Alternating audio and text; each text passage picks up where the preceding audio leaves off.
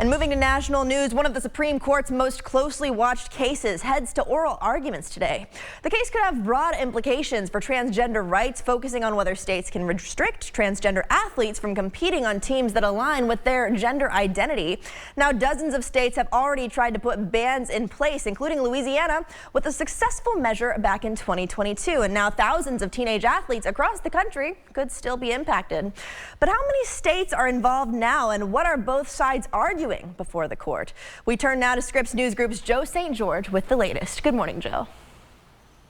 Hey, good morning. 29 states have put in place bans either in state laws or through regulations and state statute at the executive level. UCLA Law School estimates that around 122,000 transgender teenage athletes are in this country today. So that gives you some scope as to who's impacted here. Yes, there is a chance that this Supreme Court case will impact Louisiana's guidance on this particular topic, even though the oral arguments being heard today are specifically about Idaho and about West Virginia's ban in this particular case. Remember, it's just oral arguments today. It's going to be several months before we have an opinion on this case. I wouldn't be surprised if this is one of those opinions that comes down in late May or even late June.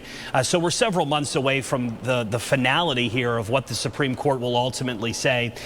The conservative-leaning Supreme Court, bit of a mixed bag on transgender rights in recent years. They've defended transgender rights when it comes to firing protections. In some court cases, they have upheld gender-affirming surgery bans for minors, and in some states like Tennessee, however. So on paper, though, anytime a case like this is being heard, conservatives have the advantage because it is a conservative-leaning 6-3 United States Supreme Court. One of the plaintiffs in the case is a teenage transgender girl from West Virginia. She recently finished third in the discus throw in their state championships. She's suing to block West Virginia's ban, believing that everyone should have the ability to participate in sports. But others disagree. President Trump and the Trump administration standing by states that have instituted bans. President Trump last week called this issue, quote, crazy. He signed executive orders banning the participation of men, as he refers to this issue, in women's sports. So this is about as hot topic as it gets, right? One of the more politically divisive issues of our time. We'll see how ultimately the Supreme Court falls on this, with implications for Louisiana and beyond.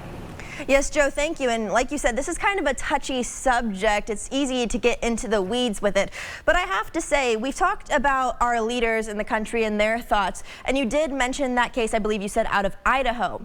But what have you heard, because this is a story that's been developing for years now, from families on either side? Because here in Louisiana, we've covered similar stories at the state capitol. And you'll hear from families who are in agreement with the situation at a certain age level versus those who are not at other age levels. What is your take on that from what you've seen? You bring this up at a birthday party. Well, man, there could be fights breaking out. So maybe don't bring this issue up at a birthday party. But every parent seems to have an opinion on this one. The Trump administration believes this was an 80-20 issue. They believe that the majority of the country is siding with them, that these bans just make sense. But then you listen to interviews like the West Virginia family and what Heather Jackson, she's the mother of the transgender girl suing in this particular case, and she says how it's so important for her daughter to feel as though she's able to participate in anything else like any other teenage individual. Just because she's transgender, she believes doesn't make her ineligible to participate, again, on the team that conforms with her gender identity. So you're going to get a variety of issues and answers depending on who you ask. Ultimately, the Supreme Court will decide here if states can institute these bans or not. Just a fascinating case before the High Court today.